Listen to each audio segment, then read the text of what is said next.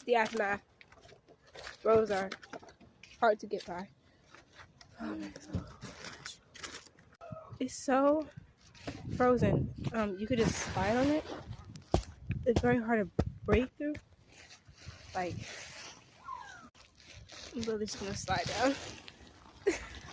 Oh jeez. Oh, oh my God, oh my God. Oh.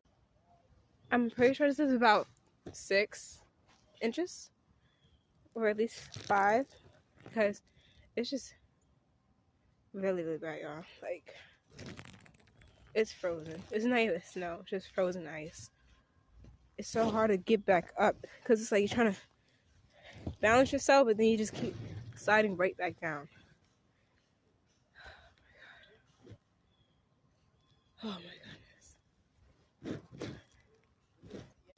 Let us know how much snow y'all got in whichever city y'all in, or if y'all got any, because I did not think it was gonna be this bad.